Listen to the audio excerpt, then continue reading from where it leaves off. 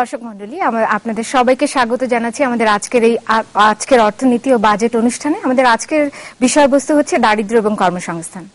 দর্শক মণ্ডলী, আমরা বাংলাদেশের দারিদ্র্য নিয়ে যখন আমরা আলোচনা করি তখন আমাদের মনে রাখতে হবে যে বাংলাদেশ সহস্রাব্দ উন্নয়ন লক্ষ্যমাত্রায় দারিদ্র্য দূরীকরণে বেশ কিছু সফলতা অর্জন করেছে।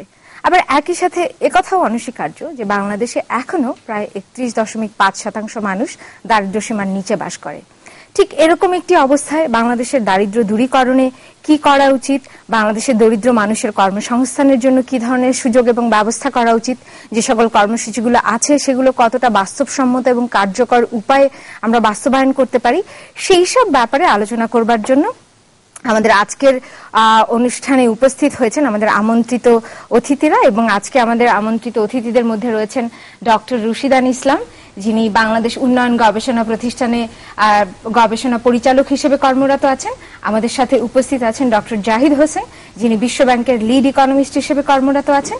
আমাদের সাথে আছেন ডক্টর ফাহমিদা খাতুন, যিনি সিপিডির গবেষণা পরিচালক হিসেবে কর্মরত আছেন। প্রথমেই আমি ডক্টর জাহিদ হোসেনকে জিজ্ঞেস করতে চাই, ডক্টর জাহিদ, আপনাদের গত বছর বাংলাদেশের দারিদ্র্য নিয়ে একটি প্রতিবেদন প্রকাশিত হয়েছে। সেখানে আপনারা বলছেন যে বাংলাদেশের অন্যান্য দশকগুলোর সাথে যদি আমরা তুলনা করি তাহলে এই দশকটা আসলে দারিদ্র্য দূরীকরণে বাংলাদেশ বেশ সফল ছিল এবং প্রায় 26% মানুষ, দরিদ্র মানুষকে বাংলাদেশ সক্ষম হয়েছে দারিদ্র্য সীমা থেকে উত্তরণ করবার জন্য। আপনার কাছে আমার প্রশ্ন হচ্ছে এই যে সমস্ত কর্মসূচি বাংলাদেশ সরকার নিয়েছিল তার মধ্যে কোন কর্মসূচিগুলো সর্বোচ্চ অভিঘাত সৃষ্টি করতে পেরেছিল দারিদ্র্য দূরীকরণে? আপনি যদি একটু প্রেক্ষাপটটা বর্ণনা করেন বা বলেন যে কোনগুলো সফল কর্মসূচি ছিল। প্রেক্ষাপটের দিকে প্রথমে আসি যে আমাদের দরিদ্র জনগোষ্ঠী এরা কারা, এবং সেখানে আমাদের যে রিপোর্টের কথা আপনি বলেছেন, যে চিত্রটা তুলে ধরা হয়েছে যে এরা বেশিরভাগই ভূমিহীন, এদের পরিবারের আকার বড়, এদের ডিপেন্ডেন্সি রেশিও অনেক হাই, তারপর আপনার এদের বিয়ে তাড়াতাড়ি হয়ে যায়, বাচ্চা তাড়াতাড়ি হয়ে যায়, যার কারণে পভার্টিটা পারপিচুয়েট করে।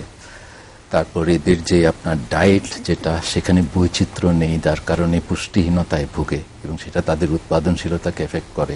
তো আপনাদের রিপোর্ট যে বলছে যে এই মানুষগুলোকে আমরা বেশ কিছু মানুষকে উত্তরণ ঘটাতে সমর্থ হয়েছি, না সেটা আমি বলছি যে এরা কোথায় থাকে সেটাও ইম্পর্টেন্ট। আপনি কর্মসূচির অভিঘাত যদি বুঝতে চান, এবং এখানে যেটা দেখা যায় যে পপুলেশনের পার্সেন্ট হিসাবে বেশিরভাগ আছে আপনার বরিশাল এবং রংপুর ডিভিশনে, কিন্তু আপনি যেহেতু ঢাকা এবং চট্টগ্রামের পপুলেশন বড়, যদিও পার্সেন্টেজ পভার্টিটা কম, কিন্তু গরিব দরিদ্র জনগণের সংখ্যা তার একটা বড় অংশ বাস করে ঢাকা এবং চিটাগংয়ে। এবং আমরা একটা পভার্টি ম্যাপও করেছি, 2005 সালে একটা পভার্টি ম্যাপ করা হয়েছিল, এখন আরেকটা পভার্টি ম্যাপ আপডেট করা হচ্ছে। সেখানেও দেখা যাচ্ছে যে বাংলাদেশের এই আপনার গরিব সব জায়গায় ছড়িয়ে ছিটিয়ে আছে, এমনকি যেসব ডিভিশনে দারিদ্রতার হার খুবই কম সেখানে দেখা যায় কিছু কিছু উপজেলা ডিস্ট্রিক্ট আছে যেখানে প্রচুর গরিব পাওয়া যায়। আবার যেখানে ধরেন দারিদ্রতা হার খুব বেশি সেখানেও কিছু কিছু ডিস্ট্রিক্ট আছে যেখানে আপনি দরিদ্র খুঁজে পাওয়া কষ্টকর হবে। তো এই যে দরিদ্রদের সম্পর্কে তাদের আমাদের বাংলাদেশ পরিসংখ্যান ব্যুরোর হিসেব অনুযায়ী আমরা দেখতে পাচ্ছি যে নিশ্চিতভাবে আমাদের নগর দারিদ্র্য আছে, কিন্তু একই সাথে গ্রামীণ দারিদ্র্যের হারটা খুব প্রখর এবং সেখানে দরিদ্রের সংখ্যাটা বেশি। কিন্তু আপনি যেটা প্রশ্ন করেছিলেন প্রথমে যে কোন প্রকল্পগুলো বেশি ইম্প্যাক্ট করেছে পভার্টি রিডাকশনে, সেখানে আমার উত্তরটা হবে যে আসলে পভার্টি রিডাকশন মূলত এসছে আপনার শ্রম আইন ইনকাম বৃদ্ধি করার কারণে।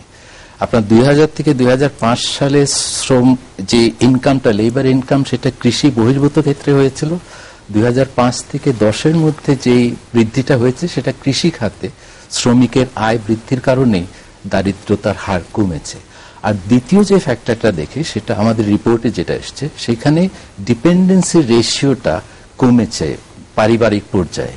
কাজে এই ডিপেন্ডেন্সি রেশিও কমার পেছনে ছিল আপনার ফার্টিলিটি রিডাকশনের ভূমিকা, এবং সেই ফার্টিলিটি রিডাকশনের ভূমিকার পেছনে ছিল বাংলাদেশ সরকারের যে আপনার পরিবার পরিকল্পনা, পপুলেশন ম্যানেজমেন্টের যে পলিসি, যে ইন্টারভেনশনগুলি আছে সেগুলো কিছুটা কাজে দিয়েছে। আপনি কি মনে করেন যে এই কর্মসূচিগুলো এখনো অব্যাহত আছে? অব্যাহত আছে, তবে কিছুটা আমরা যতটা দেখেছি কিছুটা, বিশেষ করে পরিবার পরিকল্পনার ক্ষেত্রে কিছুটা দুর্বল হয়ে পড়েছে। আগের মতো অত শক্ত কর্মসূচি এখন আর নেই। ডক্টর জাহিদ, আপনাকে ধন্যবাদ। আমি ডক্টর রুশিদান ইসলামের কাছে ফিরতে চাই। একটু আগে আমরা আসলে কথা বলছিলাম যে নগর দারিদ্র্য নিয়ে এবং কৃষি অকৃষি খাতের মজুরি নিয়ে। আমি জানি যে আপনার দারিদ্র্য এবং কর্মসংস্থান নিয়ে অনেকগুলো কাজ আছে। আপনার কাছে প্রশ্ন করছি যে এই যে কৃষি এবং অকৃষি খাতের মজুরির একটা ব্যবধান নিয়ে আমাদের এখানে কথা এসছে, তো আমরা কি বাজেটে এই কৃষি এবং অকৃষি খাতের মজুরির ব্যবধানটা কমানোর জন্য কোনো ধরনের পদক্ষেপ গ্রহণ করতে পারি, যাতে কিনা কৃষি খাতে যে সমস্ত দরিদ্র মানুষ আছে তাদের কাছে সেই পদক্ষেপের বা কর্মসূচির সুফলটা পৌঁছায়? এরকম কোনো পদক্ষেপ আমরা গ্রহণ করতে পারি কিনা? আপনার কথার উত্তরে প্রথমে আমার যে জিনিসটা বলার দরকার সেটা হচ্ছে কৃষি এবং শিল্পের মধ্যে মজুরির তফাৎ আছে ঠিকই, কিন্তু কৃষি খাতে মজুরি দ্রুত বৃদ্ধি পেয়েছে গত 10 বছর ধরে। কাজে এটা একটা বিরাট সাফল্য। বরং সেই তুলনায় শিল্পে গত 3-4 বছর ধরে প্রকৃত মজুরি কিন্তু কিছুটা স্থবির হয়ে পড়েছে। কাজে আমরা হয়তো শিগগিরই দেখব কৃষি খাতের প্রকৃত মজুরি শিল্প মজুরির প্রায় কাছাকাছি পৌঁছিয়ে গিয়েছে। এবং একেবারে সমান হওয়া কিন্তু উচিত না, কারণ শিল্পের মজুরি, সেটা শহরাঞ্চলের শিল্পের শ্রমিকরা থাকে, তাদের ব্যয় ভার বেশি, জীবনযাত্রার ব্যয় বেশি, সুতরাং শিল্প মজুরি তো খানিকটা বেশি হবেই। আমার মতে শিল্প মজুরি এবং কৃষি মজুরি দুই খাতেই বাড়া উচিত।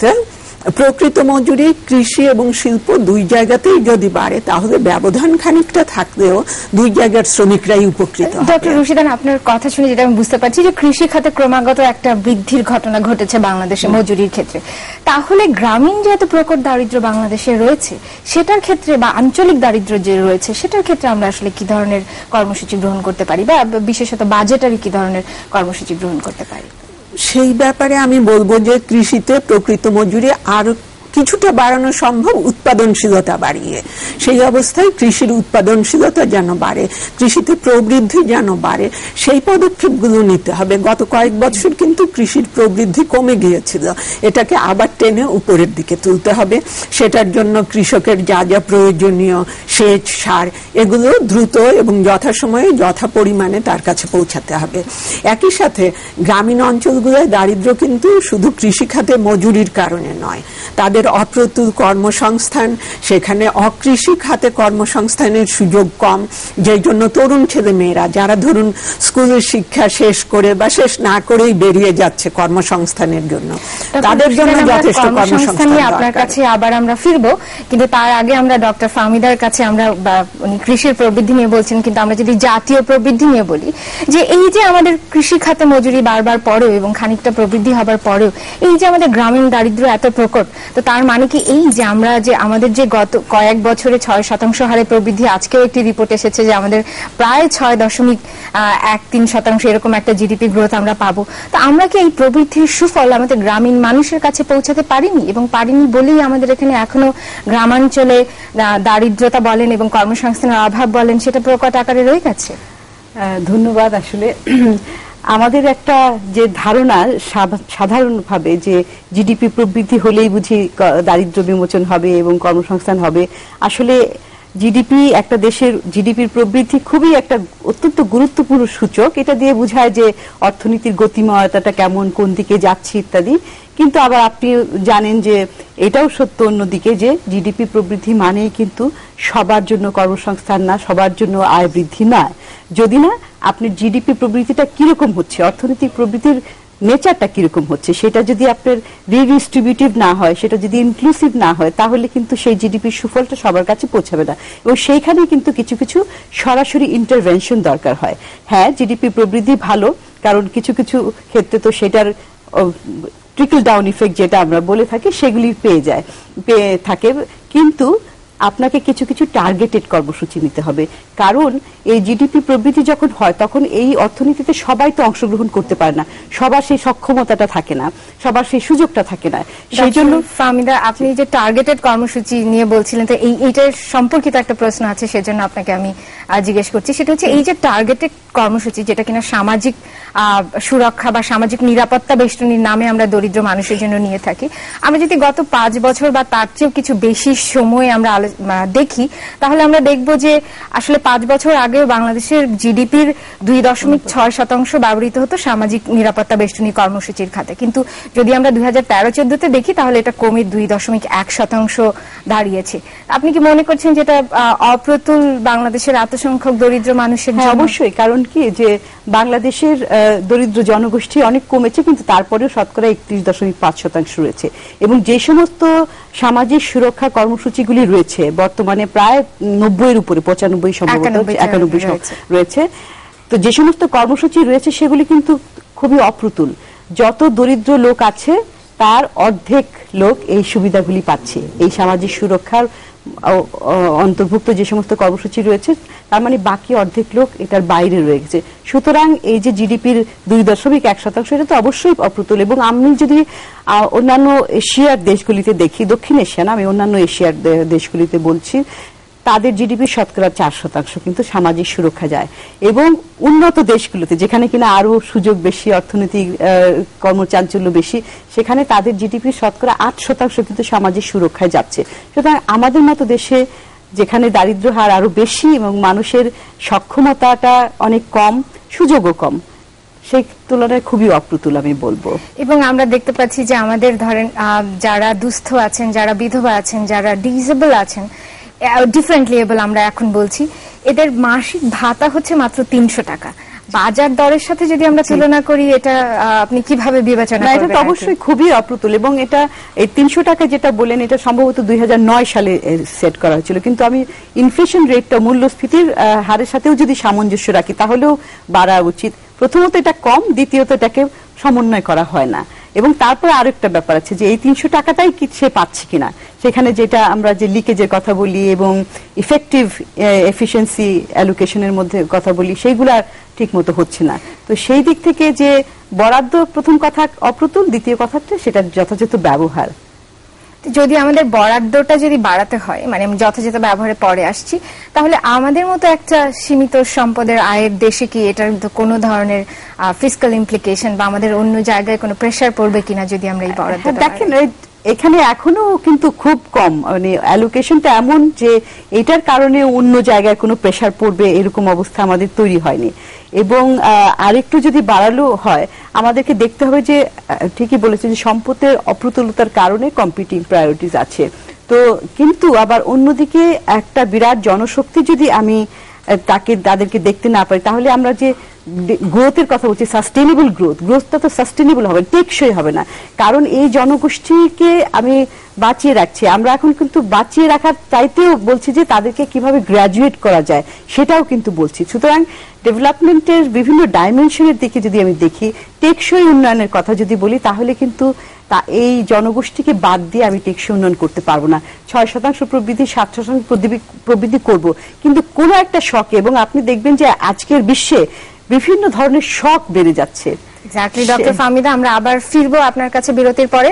সুপ্রিয় দর্শক মন্ডলী, আমরা এখন একটা বিরতিতে যাব, বিরতির পরে আপনাদের কাছে আবার ফিরে আসব, এবং আমাদের সাথে তখন উপস্থিত থাকবেন রংপুর থেকে রংপুর চেম্বার অফ কমার্সের সভাপতি জনাব গোলাম মোর্শেদ চৌধুরী টিটো।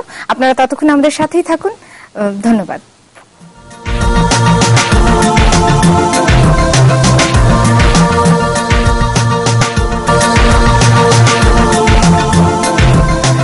দর্শক মন্ডলী, আপনাদের সবাইকে স্বাগত জানাচ্ছি, ধন্যবাদ জানাচ্ছি আমাদের সাথে থাকবার জন্য।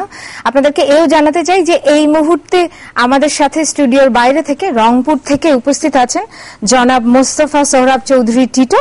উনি Rangpur chamber of commerce and ইন্ডাস্ট্রির সভাপতি, এবং ওনার সাথে আমরা স্কাইপের মাধ্যমে সংযুক্ত হচ্ছি।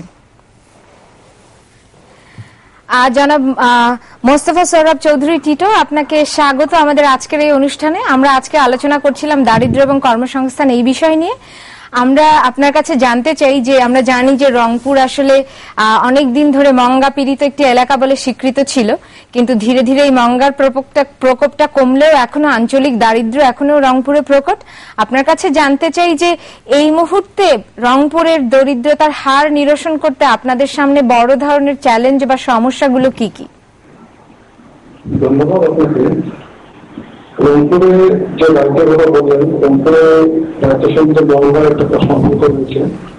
আমরা নগরকে দূর করতে পেরেছি। 34 বছর পরেও আমরা কিন্তু দায়িত্বভাবে এখন দূর করতে পারিনি। এর মধ্যে আমরা যেটা মনে করি সরকারের রাজনৈতিক উদ্দেশ্যের রয়েছে, সরকারের বরাদ্দের অভাব রয়েছে। আর আমরা যেটা মনে করি শিক্ষার একটা বড় অংশ এই দায়িত্বের অন্যতম কারণ। আপনারা দেখলে এই রংপুর বিভাগে শিক্ষার যে মান অন্যান্য অঞ্চলের থেকে অনেক নিচে, এবং দায়িত্বের হার ঢাকা বিভাগ এবং চিটাগাং বিভাগ থেকে 15 থেকে 20% নিচে রান করছে রংপুর বিভাগের শিক্ষা হার বা দায়িত্বের হার। এই দায়িত্বের হার কমাতে গেলে প্রথমেই শিক্ষার দিকে নজর দিতে হবে এবং শিল্পায়নের দিকে নজর দিতে হবে এবং স্বাস্থ্যের দিকে নজর দিতে হবে। আমরা মনে করি এই অঞ্চলে যে 8টি জেলা রয়েছে তার মধ্যে দ্বিতীয়ত পাবলিক বিশ্ববিদ্যালয় রয়েছে এবং 2টি মেডিকেল কলেজ রয়েছে। আমরা মনে করি দায়িত্বটার অন্যতম কারণ হলো শিক্ষার একটা অভাব রয়েছে। এই জন্য আমি মনে করি সরকারের আহ্বান জানাবো আপনাদের মাধ্যমে এই অঞ্চলে দায়িত্বটা দূর করতে গেলে প্রথমে শিক্ষা দিকে নজর দিতে হবে এবং এই অঞ্চলে কারিগরি শিক্ষা এবং আরো পাবলিক বিশ্ববিদ্যালয় স্থাপনের জন্য। জনাব মোস্তফা, আমরা দারিদ্র দূরীকরণে আমরা শিক্ষার গুরুত্বটা বুঝতে পারলাম। আপনি যদি আমাদের বলতেন যে কর্মসংস্থানের ক্ষেত্রে প্রধান সমস্যাগুলো কি কি, বা আপনাদের বিনিয়োগের প্রয়োজন আছে কিনা ওখানে, কর্মসংস্থানের জন্য অবকাঠামোগত উন্নয়ন প্রয়োজন কিনা? অবশ্যই একটু প্রয়োজন রয়েছে। আপনারা লক্ষ্য করবেন যে সামনে বাজেট আসছে 2,50,000 টাকা। তা আমরা দেখতে পাচ্ছি এই অঞ্চলের জন্য কোনো বিশেষ বরাদ্দ নেই। যতটুকু জানতে পেরেছি আমরা এই অঞ্চলে শিল্পায়নের জন্য দ্রুত গ্যাসের সরবরাহ প্রয়োজন। যদি গ্যাস এই মুহূর্তে সম্ভব না হয় তাহলে যে বিকল্প শক্তিগুলো রয়েছে যেমন কয়লা, ফার্নেসর এবং ডিজেলের উপর ভর্তুকি দিয়ে যদি কমানো যেত সরকারকে, তাহলে দ্রুত শিল্প গড়ে উঠত এবং এই অঞ্চলের জন্য আমার মনে করি একটা আলাদা শিল্পনীতি কর্মনীতি করা প্রয়োজন। তাহলে আমাদের বাংলাদেশের যে বড় বড় কর্পোরেট অফিসগুলো রয়েছে, বড় বড় ইন্ডাস্ট্রিয়ালিস্ট রয়েছে, তারা কিন্তু এই অঞ্চলে শিল্প করতে আগ্রহী হবে এবং এই অঞ্চলের মানুষের দায়িত্বটা কমে আসবে এবং কর্মচঞ্চলতা ফিরে আসবে এবং বেকারত্ব অনেক কমে আসবে আমরা মনে করি। জনাব মোস্তফা, আপনাকে ধন্যবাদ। আপনি আমাদের সাথেই থাকুন, আমরা ফিরবো আবার আপনার কাছে। এবার আমি একটু ডক্টর রুশিদানের কাছে যাই। ডক্টর রুশিদান, আমরা জনাব মোস্তফার সাথে রংপুরের কর্মসংস্থানের কথা বলছিলাম, কিন্তু আমরা যদি জাতীয়ভাবে আমাদের কর্মসংস্থানের কথা চিন্তা করি, তাহলে আসলে আমাদের এই শ্রম বাজার এবং সবকিছু মিলিয়ে আমরা প্রধান কি সমস্যাগুলো আসলে আমরা মোকাবেলা করছি এই মুহূর্তে? হ্যাঁ, এটা সমাধান করতে হলে সমস্যাগুলো আগে চিহ্নিত করা দরকার।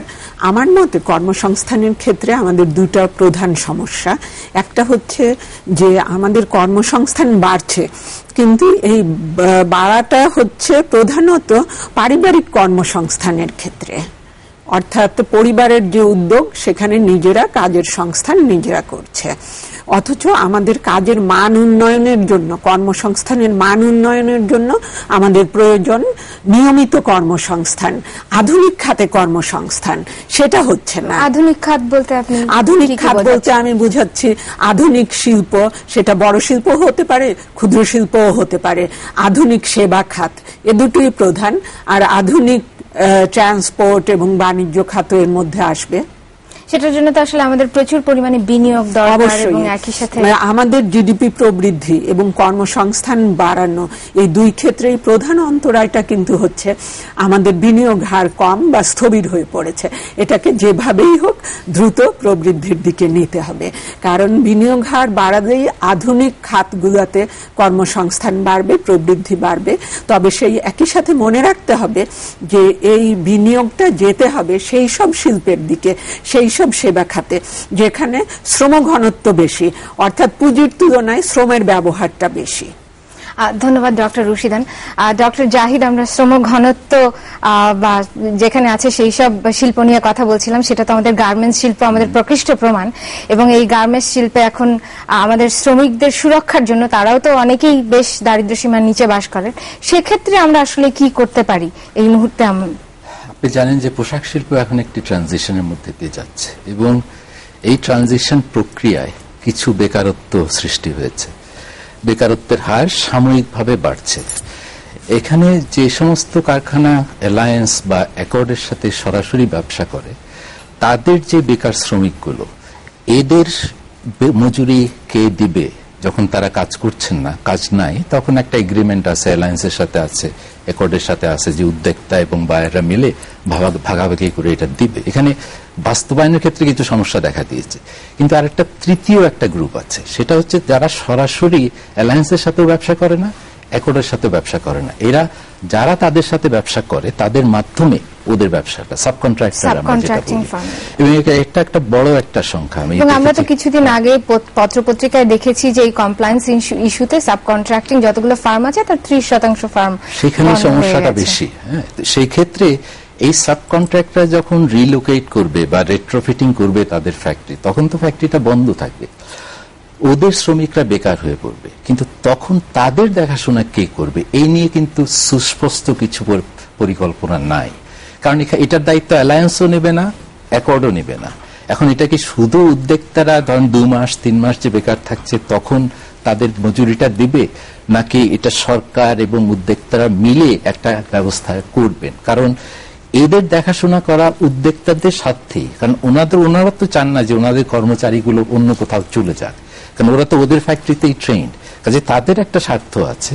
কিন্তু সেই সাথে সরকারেরও তো একটা সামাজিক দায়িত্ববোধ আছে, যেখানে এদের যদি পুরোপুরি মজুরি দেয়া না হয়, তাহলে এরা যদি আবার দারিদ্র সীমার নিচে চলে যায়, তাহলে তো এটা আমরা দেশটা পিছিয়ে গেল। কাজে সেই ক্ষেত্রে আমাদের যে নিরাপত্তা, সামাজিক নিরাপত্তা বেষ্টনী যেটা আছে, সেটার মধ্য দিয়ে কিছু ফ্লেক্সিবিলিটি যেগুলো আছে সেখানে, তার মধ্যে থেকে কিছু করার প্রয়োজন রয়েছে বলে আমি মনে করি। আপনি কি সুনির্দিষ্ট কোনো পদক্ষেপ গ্রহণ করতে বলেন এবারের বাজেটে? আমি যেটা বলবো যে আমাদের যে 2.1% অফ জিডিপি যে সোশ্যাল প্রোটেকশনে আমরা ব্যয় করছি, এবং সেখানে অনেক লিকেজ আছে। আপনার লিকেজের কথা বলেছেন, এখানে প্রায় যারা বেনিফিশিয়ারি তার 60% আপনার নন পুয়ার, মানে এটা ইনক্লুশন এরার আমরা যেটাকে বলি।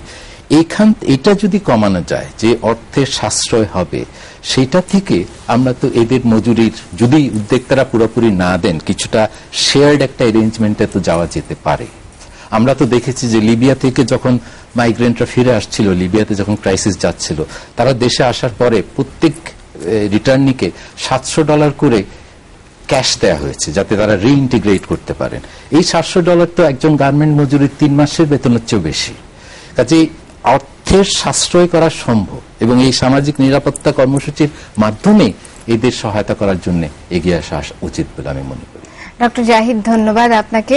আর ডক্টর ফাহমিদা, আমরা কথা বলছিলাম অর্থের সাশ্রয় নিয়ে, এবং আমরা জানি যে আমাদের সামাজিক সুরক্ষা নীতিতে থোক বরাদ্দ নামে একটি ব্যাপার আছে, এবং এখানে 6 কোটি টাকা ছিল 4-5 বছর আগে, এবং সেটা বেড়ে এখন আসলে 2000 কোটি টাকা দাঁড়িয়েছে।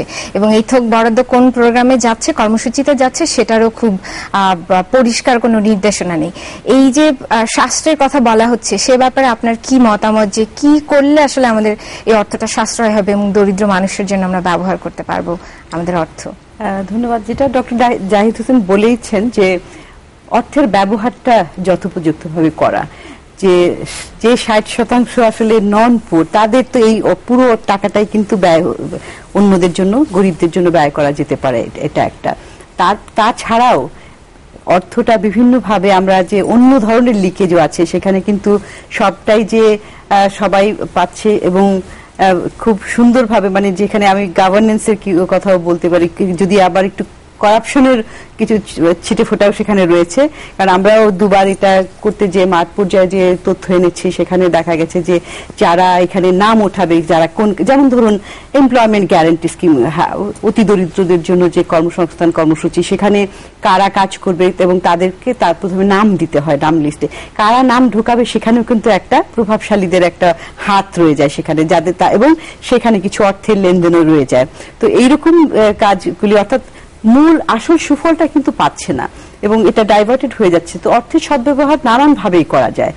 আরো কয়েকটা জিনিস আছে যে এই যে আমরা বলছি যে সামাজিক নিরাপত্তা বেষ্টনী, এইটা থেকে আরো কিভাবে সামাজিক এটা ব্রডার। ডক্টর ফাহমিদা, এই যে আপনি বলছেন যে আরো কিভাবে ব্যবহার করা যায়, সেক্ষেত্রে কি আমরা এই যে উন্নত বিশ্বে যেটা ব্যবহার করে ম্যানেজমেন্ট ইনফরমেশন সিস্টেম, আপনার দরিদ্র লোকেদের সবার তথ্য আপনার কাছে থাকে, আপনি সেইভাবে ওই দরিদ্র মানুষের জন্য কর্মসূচি গ্রহণ করেন, সেই ধরনের যেমন মেক্সিকোতে যে তাদের যে কর্মসূচি আছে এইরকমই মডেলে, সেখানে কিন্তু এই এমআইএস এর ব্যবহারটা খুব ভালোভাবে হচ্ছে। অর্থাৎ সেখানে এই যে পভার্টি ম্যাপ আছে ঠিকই, কিন্তু এই পভার্টি ম্যাপেরটা ব্যবহারটা করতে হবে, এখানে সবার তথ্যটা থাকা এবং কে কত পাচ্ছে, কোন সময় কে কত পাচ্ছে, এই ধরনের তথ্যগুলি মনিটরিং, ইভ্যালুয়েশন যথোপযুক্তভাবে, অর্থাৎ সামগ্রিক যে তথ্য ভান্ডারটা আসলে ঠিকভাবে ম্যানেজ করার ব্যাপার রয়েছে সেটা করা। এবং আরো কয়েকটা যদি আপনি দেখেন যে বেষ্টনীর যে আকারটা, অর্থের বরাদ্দ বাড়াতে হবে, তার পাশাপাশি যে অন্য কারা, অনেক সময় দেখা যাচ্ছে আমাদের দেশে বর্তমানে কিন্তু বেশিরভাগই গ্রামমুখী এই যে নিরাপত্তা বেষ্টনীগুলি, কিন্তু শহরের কিংবা শহরের পেরি আরবান এরিয়াতেও যে দরিদ্র রয়েছে তাদের জন্য কিছু কর্মসূচি কিন্তু করা যায় এই অর্থের মধ্যে থেকে এবং বর্ধিত আকারে। এখন আপনি প্রশ্ন করছেন যে বাজেট যেহেতু সামনে আসছে তাদের এই ব্যাপারে কি করা যায়। অবশ্যই আমি বলবো যে অর্থের বরাদ্দ আরেকটু বাড়ানো এবং বিভিন্ন ধরনের অ্যালাউন্সের কথা যেটা আপনি বললেন সেটা, এবং এটা আরেকটু প্রসারিত করা, অর্থাৎ গ্রামের বাইরেও শহরে এবং শহরের চারপাশে যে সমস্ত এলাকা। আমরা তো এটাও জানি যে একদম চর এবং হাওড় এলাকায়, শহরের বাইরে মানে গ্রামের আরো বাইরে যদি যাই, সেখানেও প্রচুর দরিদ্র মানুষের সংখ্যা আছে। তো সেখানেও বোধ করি আমাদের আরো নজর দেবার ব্যাপার আছে। হ্যাঁ, নজর দেবার ব্যাপার আছে একটা, কিন্তু আবার এটাও মনে রাখতে হবে, যেটা শুরু থেকেও আমরা বলছি যে আমাদের তো জিডিপির আকার এমন বড় না, কিংবা আমাদের প্রবৃদ্ধি এমন না যে আমরা আমাদের সরকারের যে অর্থ রয়েছে সেটা থেকে সবাইকে কিন্তু এই সামাজিক নিরাপত্তা বেষ্টনীর মধ্যে আনতে পারবো না। সুতরাং নজর দিতে হবে যে এটা যথোপযুক্ত ব্যবহারটা, এফিশিয়েন্টলি ইফেক্টিভলি, এইটার দিকে কিন্তু জোর দিতে হবে সবচেয়ে বেশি। ফাহমিদা, ধন্যবাদ। আমরা আবার ফিরবো আপনার কাছে। সুপ্রিয় দর্শক মন্ডলী, আমরা একটা বিরতিতে যাচ্ছি, বিরতির পর আবার আমরা ফিরবো, আমাদের সঙ্গেই থাকুন। ধন্যবাদ।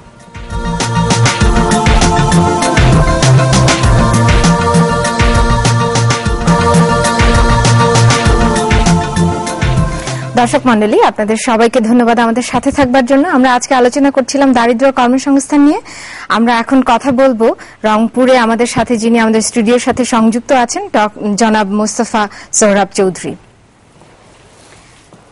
জনাব মোস্তফা সোহরাব চৌধুরী, আপনার কাছে আবার ফিরলাম। আমরা জানতে চাই যে এবার যদি রংপুরকে জেলা বাজেটে অন্তর্ভুক্ত করা যায়, তাহলে কি ধরনের পরামর্শ আপনাদের পক্ষ থেকে থাকবে যাতে রংপুরের দারিদ্র পীড়িত দারিদ্রের হার রংপুরে কমে যায় বা কর্মসংস্থান আরো বেশি উন্নতি ঘটে? ধন্যবাদ আপনাকে। আমি বর্তমান যে সামনে বাজেট আছে সেই বাজেটে আপনাদের অঙ্গ জানাতে চাচ্ছি, এই অঞ্চলে দারিদ্র হার কমাতে গেলে প্রথমেই শিল্পের প্রসার ঘটাতে হবে। যেমন গ্যাসের পরিবর্তে যে ইয়েগুলো আছে, পাওয়ার গুলো, কয়লা এবং আন্না শহরে গতিটি প্রদান করার জন্য আপনার মাননীয় অর্থমন্ত্রী জানাচ্ছি। এবং এই অঞ্চলে বিশেষ করে কৃষিভিত্তিক অঞ্চলের জন্য এখানে প্রচুর কৃষিভিত্তিক ইন্ডাস্ট্রি হওয়ার সম্ভাবনা রয়েছে। এই জন্য ব্যাংকের যে ইন্টারেস্টের হার রয়েছে সেটাকে কিছুটা কমিয়ে আনার জন্য, নতুন নতুন শিল্প তথ্য তৈরি করার জন্য এখানে সেমিনার বিভিন্ন করার প্রস্তাব করছি। তারপরে আমাদের যে চর অঞ্চলগুলো রয়েছে এই কৃষকদের জন্য কৃষি ঋণের হার বাড়ানো এবং আমাদের যে সড়ক ঢাকার সঙ্গে যোগাযোগ রয়েছে সেটাকে 2 লাখ থেকে 4 লাখ করার উন্নতি করার জন্য আমরা প্রস্তাব করছি। এবং বর্তমান সরকার যে 5টি ইকোনমিক করছে, 7টি ইকোনমিক করছে, আমাদের রংপুর রয়েছে। আমরা চাই রংপুর বিভাগে এই স্পেশাল ইকোনমিক জোন রংপুর অঞ্চলে করার জন্য। তাহলে এখানে প্রচুর শিল্প হবে এবং কর্মসংস্থান সৃষ্টি হবে।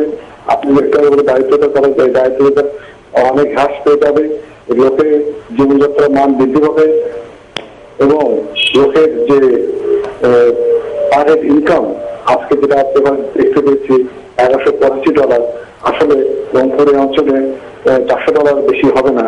তাহলে এই জীবনযাত্রার মানটা অনেক বৃদ্ধি হবে এবং কারিগরি শিক্ষা এবং শিক্ষা আপনাকে ধন্যবাদ আপনার পরামর্শের জন্য এবং আপনাকে একই সাথে আরো ধন্যবাদ আমাদের সাথে স্কাইপে সংযুক্ত হবার জন্য। ডক্টর রুশিদান, আপনি যদি খুব সংক্ষেপে বলেন যে এবারের বাজেটে সুনির্দিষ্ট 2টি কর্মসূচি কি থাকতে পারে আমাদের কর্মসংস্থান বৃদ্ধির জন্য। এখানে আমি আগের বক্তব্যের সূত্র ধরে রংপুর থেকে যিনি বলেছেন সেই সূত্র ধরে বলতে চাই যে আমাদের শিল্পোন্নয়ন যেন বিভিন্ন অঞ্চলে একটু ছড়িয়ে ছিটিয়ে ঘটতে পারে সেই ধরনের উদ্যোগ নিতে হবে, সেই ধরনের নীতিমালা গ্রহণ করতে হবে। এবং এই নীতিমালার ফলে যে সুফলটা হবে যে যারা কাজ করতে চান শ্রমিক তারা সেই এলাকাতে থেকেই কাজ করতে পারবেন, কর্মসংস্থানটা সেই এলাকাতেই হবে। অথচ গত 2-3 বছরের অভিজ্ঞতা থেকে যে পরিসংখ্যান সরকার বের করেছেন তা থেকে দেখা যায় ক্ষুদ্র শিল্পে আমাদের প্রবৃদ্ধির হার কিন্তু কমে গেছে। এটা একটা খুব বড় সমস্যা বলে আমার মনে হয়, কারণ ক্ষুদ্র শিল্পগুলোই পারে বিভিন্ন ছোট শহরগুলোতে কর্মসংস্থানের ব্যবস্থা করতে। কাজেই ক্ষুদ্র শিল্পের উন্নয়নের জন্য, প্রবৃদ্ধির জন্য এবং সেখানে যেন কর্মসংস্থান হয়, ভালো মানের কর্মসংস্থান হয়, সেই জন্য উদ্যোগ নিতে হবে। সেটা করলে একদিকে কর্মসংস্থান বাড়বে, বিভিন্ন অঞ্চলে যে দারিদ্র্য সেটা কমানো সহজ হবে এবং প্রকৃত মজুরিও শিল্প খাতে বাড়বে, যেটা সমস্যার কথা আগে আমি বলেছি যে শিল্প খাতে প্রকৃত মজুরি বাড়ছে না ততটা। আর দ্বিতীয় আরেকটি পদক্ষেপের কথা আমি বলবো যে আমাদের লক্ষ্য হওয়া উচিত শুধু কর্মসংস্থান নয়, কর্মসংস্থানের মানটাকে উন্নত করতে হবে। সেটা উন্নত করার অর্থ কি যে শ্রমিকদের শ্রমিকদের জন্য আমাদের বেতন হার শুধু বাড়ানো নয়, তাদের ছুটি, তাদের কাজের নিরাপত্তা, কর্মক্ষেত্রে তাদের নিরাপত্তা, এগুলো বাড়ানোর জন্য এবার আমরা সুনির্দিষ্ট পদক্ষেপ দেখতে চাই। আমরা অনেক দুর্ঘটনার কথা শুনছি, আমরা শুনছি যে শিল্প বন্ধ হয়ে যায়, কারখানা বন্ধ হয়ে যায়, আর কোনো সুযোগ নেই সেই কর্মীদের, তাদের জন্য কোনো ইন্স্যুরেন্স ইত্যাদি। অনেক অনেক ধন্যবাদ। এবার আমি ডক্টর জাহিদের কাছে ফিরতে চাই। ডক্টর জাহিদ, আপনি যদি একটু বলেন আমাদেরকে যে আমরা বলছি যে 2021 সালের মধ্যে আমরা একটা মধ্য আয়ের দেশে পরিণত হতে চাই, এরকম একটা আকাঙ্ক্ষা করছি, আবার একই সাথে এখনো পর্যন্ত আমাদের এত সংখ্যক দরিদ্র মানুষ আছে। এই দারিদ্র্যের হার কমানোর জন্য বা একটু সমস্ত প্রক্রিয়াটাকে একটু ত্বরান্বিত করার জন্য বা একটু দ্রুততর করার জন্য কি কি ধরনের পদক্ষেপ নেওয়া উচিত বলে আপনি মনে করেন? এই মধ্য আয়ের আকাঙ্ক্ষাটা পূরণ হলেও এটা মিনিংফুল হবে না যদি এটা জনগণকে, সব ধরনের জনগণকে সম্পৃক্ত না করা যায় বা অন্তর্ভুক্ত না করা যায়। এখানে দারিদ্র বিমোচনের জন্য যেটা করা প্রয়োজন, আমি 2টো ইম্পর্টেন্ট দিক মনে করি। একটা হলো দরিদ্র জনগোষ্ঠীর জন্য অর্থনৈতিক সুযোগ সৃষ্টি করা, আর দ্বিতীয় হচ্ছে সরাসরি সহযোগিতামূলক যে সমস্ত কর্মসূচিগুলি আছে সেগুলোর দক্ষতা বৃদ্ধি, টার্গেটিং এ ইমপ্রুভ করা। এবং যেহেতু 50% বেশি দরিদ্র জনগণ কৃষি নির্ভরশীল, এখানে কৃষিতে উৎপাদনশীলতা বাড়ানোর দিকে নজর দিতে হবে, তাইলে ওরা বেনিফিটটা পেতে পারে। এবং সেখানে কিন্তু একটা বিষয় আমি আপনার দৃষ্টি আকর্ষণ করতে চাই যে কৃষিতে উৎপাদনশীলতা এবং আয় এর মধ্যে একটা ট্রেড অফ দেখা গেছে। আপনি যদি আলু চাষিদের ঘটনাটা চিন্তা করেন, এখানে আলু উৎপাদন খুবই ভালো হয়েছিল এবং এত বেশি ভালো হয়েছে যে যার কারণে প্রাইস কোল্যাপস করেছিল, এবং প্রাইস কোল্যাপস করার কারণে তার চাষিদের আয় কমে গেছে। উৎপাদন ভালো হয়েছে কিন্তু আয় বাড়েনি, তাতে লাভটা হলো কি, যার কারণে চাষিরা এতই ফ্রাস্ট্রেটেড হলো যে তারা আলু নদীতে ফেলে দিল। এটা তো দেশের জন্য কাম্য হতে পারে না। কাজে এই প্রোডাক্টিভিটি এবং আয়ের মধ্যে যে একটা ট্রেড অফ দেখা যায়, যে কৃষিতে যখনই উৎপাদন খুব ভালো হয় দাম কমে যায়, কৃষকরা ভালো দাম পায় না। সেটার জন্য কি আমাদের অবকাঠামোগত উন্নয়ন দরকার নাকি আমাদের অ্যাগ্রো বেসড প্রসেসিং ইন্ডাস্ট্রি? আমি বিশেষ করে বলবো এই যে দামের যে সমস্যাটা, আমরা কনজিউমাররা দাম দিচ্ছি কিন্তু কৃষক সেটা পাচ্ছে না, সেখানে কৃষি পণ্যের যে বিপণন ব্যবস্থা যেটা আছে সেখানে আপনার নজর দিতে হবে, এবং বিশেষ করে এগ্রিকালচারাল মার্কেটিং এর যে ইনফ্রাস্ট্রাকচার যেটা প্রয়োজন, যে অবকাঠামোর যেটা প্রয়োজন, সেখানে বিনিয়োগের প্রয়োজন আছে। সেটা হয়তো সরকারি বিনিয়োগ হতে পারে অথবা পলিসির মাধ্যমে ব্যক্তিগতের বিনিয়োগকে এখানে আকর্ষণ করা যেতে পারে। কৃষি বিপণন ব্যবস্থা যদি কৃষকের সাথে কাজ না করে তাহলে কিন্তু কৃষকের উৎপাদনশীলতা বাড়লেও আয় বাড়বে না। ডক্টর জাহিদ, আপনাকে অনেক ধন্যবাদ। ডক্টর ফাহমিদা, আমাদের সময় একেবারেই শেষ। জাস্ট শেষ প্রশ্ন করতে চাই যে আমরা যে সামাজিক সুরক্ষা নীতির দিকে যাচ্ছি এখন থেকে, সামাজিক নিরাপত্তা বেষ্টনী পার হয়ে এটা অনেক বৃহত্তর হচ্ছে, আপনি যদি খুব সংক্ষেপে বলেন যে এই বৃহত্তর পরিসর আমরা কিভাবে মোকাবেলা করব? আমি শুধু যেহেতু সময় কম, আমাদেরকে লক্ষ্য রাখতে হবে যে আমরা যতই কর্মসূচি নিই না কেন নতুন নতুন অনেক ধরনের শখ তৈরি হচ্ছে, এবং এই শখগুলোর ক্ষেত্রে মানুষকে কিভাবে রিজিলিয়েন্ট করে তৈরি করব সেটাই হচ্ছে প্রধান সমস্যা। শখ অর্থনীতি শক্ত রয়েছে, তার পাশাপাশি আপনি দেখবেন যে এই শখের কারণে তারা কিন্তু যে প্রোডাক্টিভিটি ইনক্রিজের কথা বলি সেটা কিন্তু সম্ভব হয় না। নিউট্রিশনাল যে ব্যালেন্স, নিউট্রিশনাল ইনসিকিউরিটির কারণে তারা যদি, শিশুরা যদি খাদ্য না পায়, সঠিক নিউট্রিশন না পায়, তাহলে কিন্তু তাদের আবার স্বাস্থ্য বৃদ্ধি পায় না, এবং সেটা কিন্তু তারা মেধা শক্তিতে আঘাত করে। এবং আমরা যখন তাতে যতই শিক্ষা দিতে চাই না কেন, সে তার অ্যাবজর্পশন ক্যাপাসিটিটা থাকবে না। আরেকটা শখ হচ্ছে সবচেয়ে আলোচিত এবং সবচেয়ে গুরুত্বপূর্ণ বাংলাদেশের জন্য, সেটা হচ্ছে যে জলবায়ু পরিবর্তনের যে অভিঘাতটা, পরিবেশ দূষণের যে অভিঘাত, এই শখ। এই শখগুলো থেকে আমি যদি মানুষকে তৈরি না করতে পারি তাহলে কিন্তু আমরা যতই উন্নয়ন করি সেটা কিন্তু টেকসই হবে না। ধন্যবাদ ডক্টর ফাহমিদা। দর্শক মন্ডলী, আমরা আপনাদেরকে ধন্যবাদ জানাতে চাই। আমরা অনুষ্ঠানের একেবারেই শেষ পর্যায়ে চলে এসেছি। আমরা আমাদের সাথে যে আমন্ত্রিত অতিথিরা ছিলেন তাদের সবাইকে ধন্যবাদ জানাতে চাই। স্টুডিওর বাইরে থেকে আমাদের রংপুর থেকে জনাব মোস্তফা যোগ দিয়েছিলেন, তাকে ধন্যবাদ জানাতে চাই। আমরা আলোচনা করছিলাম দারিদ্র্য ও কর্মসংস্থানের নানা প্রাসঙ্গিক বিষয় এবং ইস্যু নিয়ে। শেষ করবার আগে শুধু একটি কথা বলতে চাই, দারিদ্র্যের বিভিন্ন আলোচনায় আমরা সবসময় বলি যে দারিদ্র্য কেবল কম অর্থনৈতিক উপার্জন নয়, বরং মানুষ হিসেবে আমাদের অমিত সম্ভাবনার দ্বার উন্মোচন করতে যে সমস্ত রাজনৈতিক, সামাজিক, সাংস্কৃতিক স্বাধীনতা দরকার, সেই সব চয়নের স্বাধীনতাও আসলে নিশ্চিত করা ভীষণভাবে জরুরি। আমরা আশা করব আগামীর বাংলাদেশে আমাদের সেই সব স্বাধীনতা নিশ্চিত হবে, সকলের হাতেই থাকবে। আপনাদের সবাইকে ধন্যবাদ, ভালো থাকবেন সকলে।